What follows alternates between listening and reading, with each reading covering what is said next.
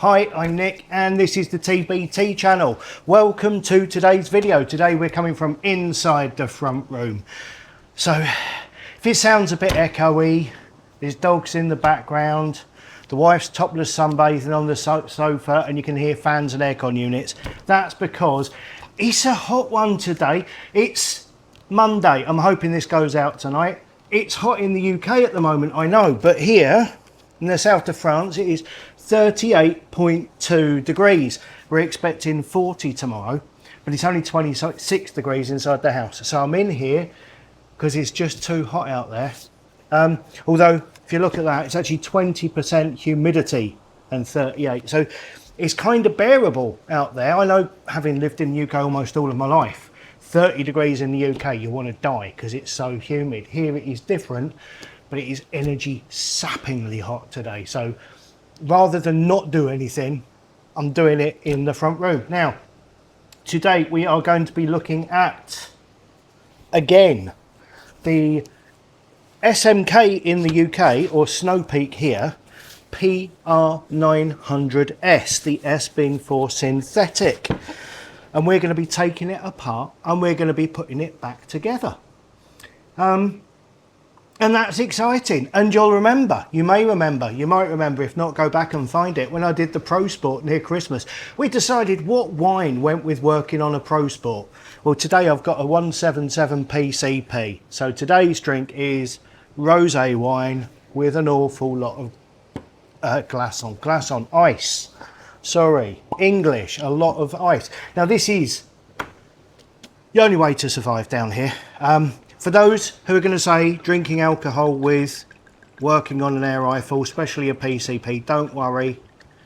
This is probably just a prop. It's probably just alcohol free, so you don't need to worry yourselves about it. Now, also, God, it is bloody dry. Hang on. Also, oh, that's good. Now, this is a Vin de Sable from the Provence region, specifically from down on the Camargue. The vines are grown on sand. It makes a real difference if you know your wine. It should, because it's a 177 PCP, it should be sparkling rosé. I was going to do that, but I couldn't be bothered to get me soda stream out. And if you don't have any rosé to hand, any small drink with an umbrella in it will do. So we looked at this. It is £160 worth of PCP with a regulator, with a moderator and with open sights. And it's awesome. And what I want to do now is take it apart, show you how to take it apart, change the seals, lubricate the seals and put it back together. It is a very simple job, but one that you should be able to do yourselves, because PCPs leak, all of them. At some point it will leak. A bit of dust or crud will get in there, or a seal will fail, it'll leak. It's not a difficult job to work on them, but it's one that a lot of people don't want to do. Now, the first thing you have to do, and this is the thing with PCPs, it has to be empty of air, and this one is very empty of air, completely, not a peep of air in it, as can be demonstrated by firing it, by looking at the manometer at the front there. It is an empty gun. But what we need to do first when disassembling this gun, the very first thing we do, we've got a tourney cover here that covers up the filling valve. That comes off. Pop him there. That exposes the manometer. Now, you need a 19mm spanner and you undo that manometer, and this is all one piece in here, and if there was any air in there, when you crack that, it'll start hissing. When it's hissing, you leave it alone, you stop. When it stops hissing, this is if for any reason you fail to empty it by firing, okay, you let the air out like that, it stops. You turn it again a bit, it might start hissing again. You wait for it to stop, and you carry on doing that all the way until it's completely empty. Now, this has got an awful lot of threads, which is a good thing, because that means it's safe. And it also means you've got a lot of opportunity to let the air out in a controlled manner before you get to the end of the threads. There, we're still in threads. So you get right to the end of that and you feel it go stiff because we're on the O-ring. Are we on the O-ring? We're nearly on the O-ring. when we get to the end of there, like I say, it's a very, very long thread. I'm getting cramp in my hand doing it. There we go. That pulls out of there, and there we have the manometer. Because the manometer is out, we know, is the manometer the right word, or is that a wind gauge? You'll let me know. When I get a word wrong, you always let me know. But our tube is now completely empty all the way down inside of there. Nothing to worry about. So next, we need to remove the stock. There are two different sizes of Allen key. We need to remove the stock. And if I'd have thunk ahead, I'd have measured these before I start. What I will do is measure these and put a link in the description below as to exactly what tools I've used here. Basically, I've got 4 Allen keys, a 19mm spanner, and my favourite screwdriver. So I'll put the sizes, my favourite screwdriver. Karen's determined it's her favourite screwdriver, and I stole it off of her. I don't remember it that way. Take that one out of there. Now these are the 2 stock bolts that come out, but then with a different size Allen key, we need to remove the trigger guard, which is this bit here. So he comes out, trigger guard lifts out with the captive safety catch there, and then the stock should, might be a bit stiff because it's a synthetic stock and not been off before, come off of there like that. These are very simple, like I said, very simple. So now we have our barrel, action and tube. What shall we do next? Let's loosen the rear, so it's the barrel retaining band that has the rear sight on it. That's tightened onto the barrel to stop it moving. So I'm just going to loosen these off so it's able to slide there like that. So that can now move. I've got a block here with an Allen bolt through it, a socket cap bolt through it. Or is it a set screw? It's a set screw, isn't it? It might even be a set bolt. Let's have a look. It's a set bolt if the thread goes, no, it's a set screw because the thread goes all the way to the top. So that block's come off of there. Next, we have at the back here, it's very similar to the Crossman 2240 air pistols. At the back here, we've got another bolt which is holding, I'm assuming, take that out of there. It's holding the hammer spring and the hammer spring retainer, putting those together so I know where they've come from. So that means next, if I pull back the hammer, remove the single shot tray, that one there, underneath it I should have, where's my glasses, a small Allen key, which I do, sorry, an Allen bolt. Now this should be a countersunk socket cap, if it's anything like the one in the Crossman. And that undoes from there. There we are, one very small screw. And now the whole of the back of the action is free from the tube. Nothing holding there at all, just this the barrel band at the front. So by lifting that clear with the transfer port, we should be able to, in fact, if I put it down, there's the transfer port. Now this is in France, so this is a 20 joule transfer port, there or thereabouts. I will measure the bore of that transfer port and I will put it in the description. If you want to alter the power of PCPs up or down, the easiest way to do it is by adjusting the size of that transfer port there. The German ones come with a tiny little hole through the centre. The English ones come with a medium size, and here it's quite a large one. So push the band to the front, then push all of it forwards, and the barrel with the block and the band comes away. Now you can remove the barrel from the block. You can, by undoing that bolt there, remove the bolt from the action. I would recommend you do that to lubricate things. I don't need to do it for this one. This is more a resealing video. So we've got that out. Next I need, just using an Allen key, we've got a small washer there, just a seal, which seals the transfer port against the valve body there. So put that with the transfer port. Then the hammer is retained by this bolt at the back here. Do you know, it's been going so well. Every one I'd guessed at, I got the right one. That was a wrong one. It wants a slightly larger one than that. That's quite tight. That's got thread lock on it, I'm guessing. Yeah, it's got a bit of blue thread lock on there. So that comes out. Then by pulling the trigger, we can remove the hammer. There. We got any bum slide up here, Karen? Could do with some for rebuild on this. It's a little bit dry. Put the screw back into the hammer.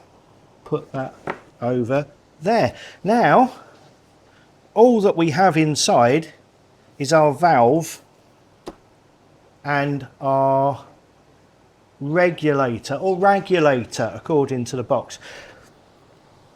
This side of it, you can see it's been pinched, pressed together on this side of the tube to stop it from going further that way. So we're going to have to push it out forwards. And what I've got to do that is a length of plastic pipe, a length of plastic. I have lots of lengths of plastic here, you may have guessed. So by putting that in there, that moves like that. So just without much force needed, push that all the way through and out he comes. So now that body is completely hollow. What you need to do with this piece, which I will be doing in a moment, is get a kitchen roll or similar, place it in there and then push it all the way through with your rod and repeat that until it comes out clean.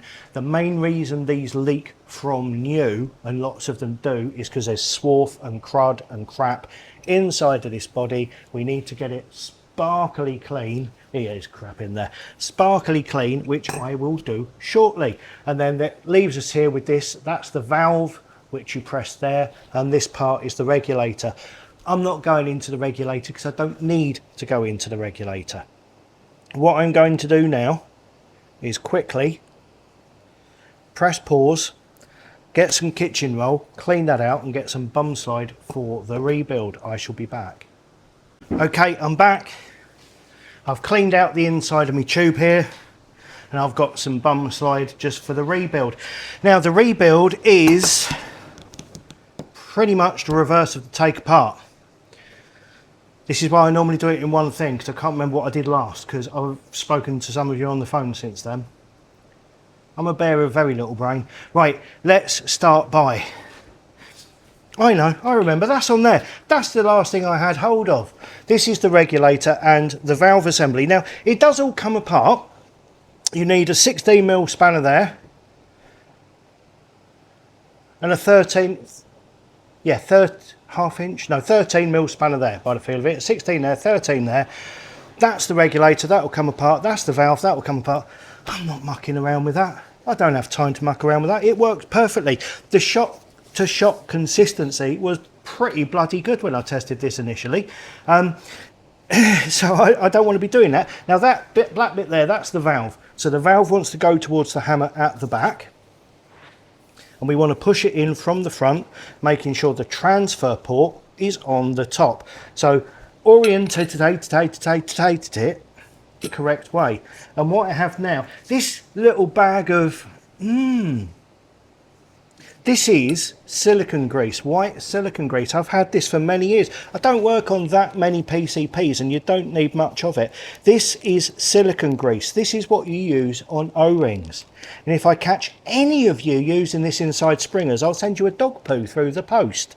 I have seen people destroy springers using this. This is great for O-rings, but in a metal to metal stress environment, it will actually actively increase galling and pieces of metal will cold fuse together. So we get our little dab of silicone grease and we just put that on the O-rings. One there and one there. We're just lubricating them. Nothing fancy. Oh, if you needed to replace any of these seals, these O-rings, the bag of O-rings that comes in this box with the gun has got them all in there.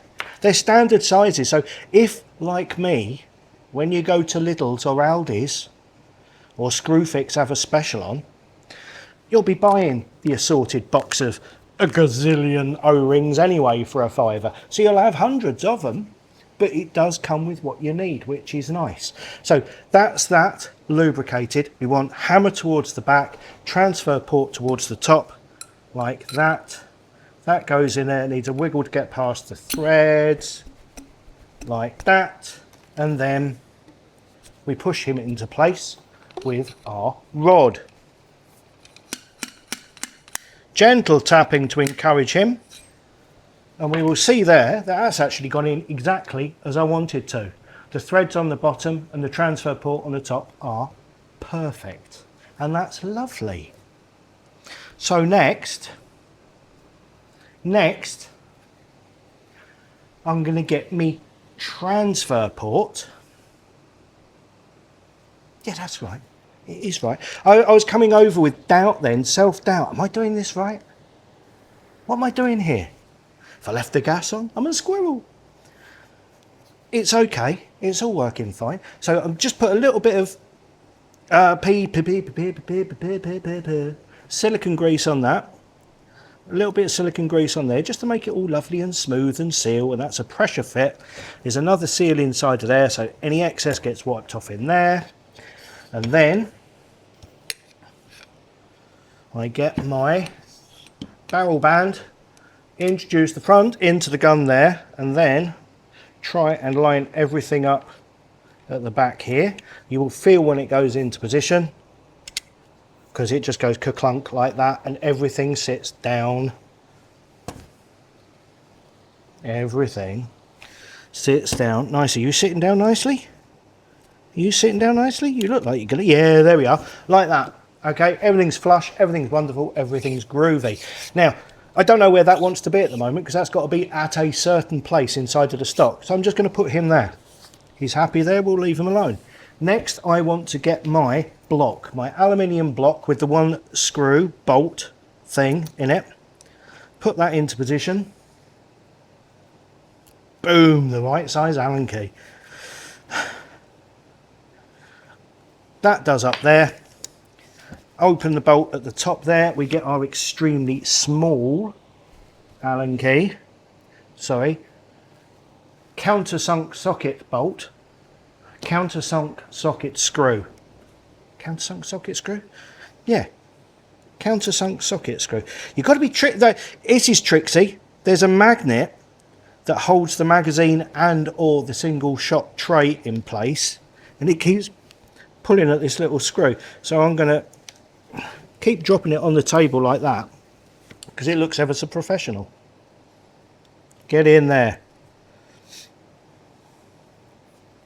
That's it. Now that pulls down into position like that, which means I can then put my single shot into there. You can see, you could hear that. That was a dropping into place onto that magnet. That is nice. I like that. I love single shot trays.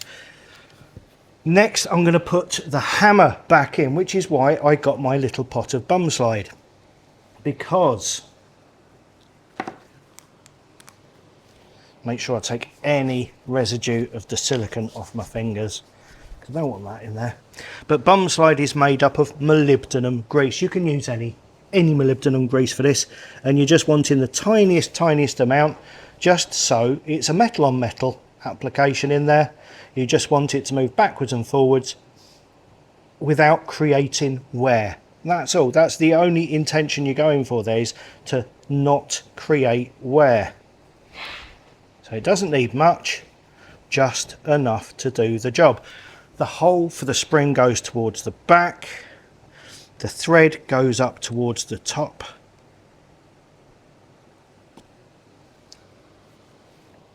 Hands up if you can see the mistake what I made there.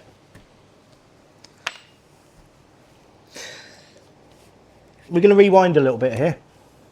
If you've been following this and pausing, I'm sorry. These are live, unedited, and wrong. So we take that part out again, we take that part out again, we get our little Allen key back, we take our socket, countersunk socket set screw out of there. We put him there and we take our barrel band all the way to the front, we lift up and we, come on, you can do it. Like that, remove it.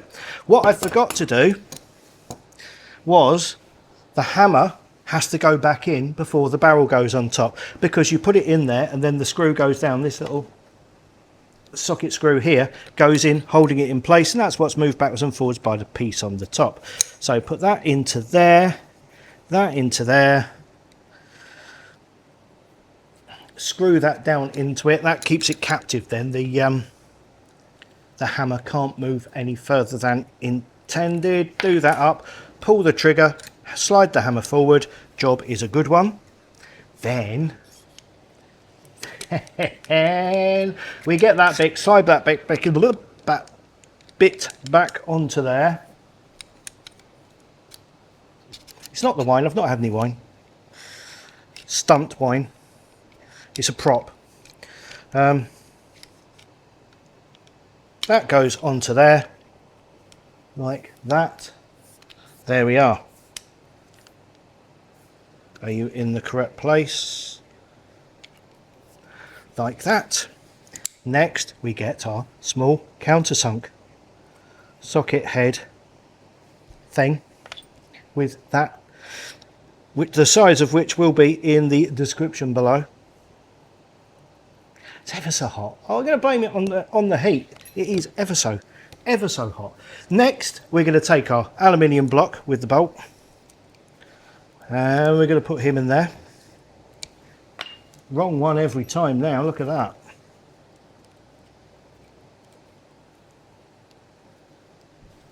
Nip him up. That is good. That will now move forwards there. Good. Get our single shot tray into there, locked into place. And next we are going to move the slidey block back. We don't know where it wants to be yet, so we'll leave him there. Hammer spring and hammer spring retainer pushed into there. Make sure it's gone all the way forwards. Push it into position. Not much spring tension there, to be honest. It's just being tricksy. Get our long, now that is a socket bolt, machine bolt, so it's got a gap above the threads. I've probably got all that wrong. I'm sure, like I say, leave comments. That's what the comment section is for. Tighten that up, and that should now cock and fire. That is funky. Next we are going to put the front of the cylinder back in. Now the only O-ring that matters on this one is this one at the rear, because that's the one that's sealing the tube, the main tube. So we get more of our silicone grease and we put that just around that washer equally all the way around like that. Lovely. Then we push that in there. Overplaying your part, and yeah, it's it, Tink, you tell him. Now we've got the long laborious doing up of the threads. Maybe if you're doing this at home, put this back in before you put the barrel on. You'll have a lot easier access to do it up from. Right, definitely getting cramp in my hand there. I was going to say we'll just pretend I've done it up, but that's not actually going to work, is it? Because then I'll forget, and in 5 minutes time when I go to fill it up, which you won't see, well you will see. It's not going to be today though, it's going to be the next video. Oh, the next video, it's so exciting. Get your 19mm spanner, tweak him up. You're not after much tightness, just tweaking him up. That's all in position. Our cover goes on there to protect the filler. Our stock comes back this way. Now, I don't know why, I always prefer to put a stock on that way round. And this we're going to have to line up because I didn't know where that piece needed to be, and it wants to be about there. Let's see.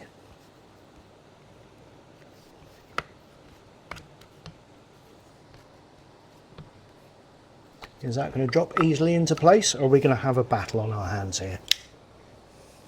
It's always difficult to tell with silicone stocks. Silicone, synthetic.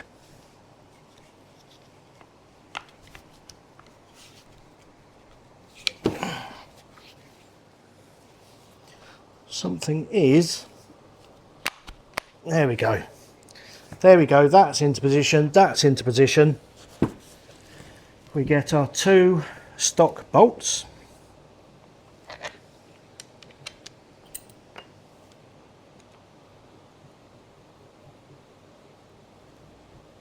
Do up the stock bolts.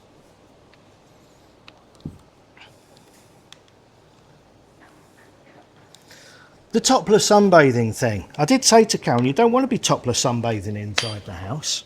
You want to go outside for that, but apparently it's too hot. Next, the stock screw goes onto there. He does up like this.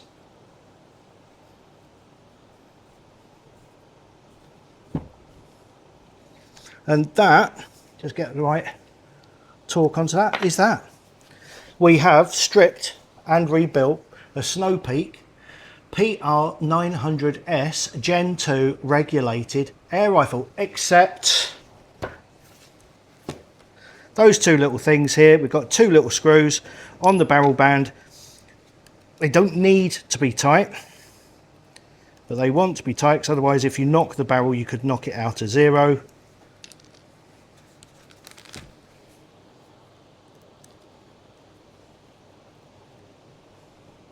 One, 2. There you go. Completely rebuilt. In the next video, we're going to fill this up and we're going to get shooting with it. Now, I'm not making that video today. Actually, it is 38.2 now, and it's only getting warmer as the day goes on. Wednesday, the weather breaks. So I'm going to be outside from Wednesday shooting. What would you like to see on top of this? Do you want to see conventional optics, small optics, shooting with open sights, with thermal, with night and day, with... You tell me. Leave a comment down below. Like, subscribe, hit notifications. Thank you so much for watching, and goodbye.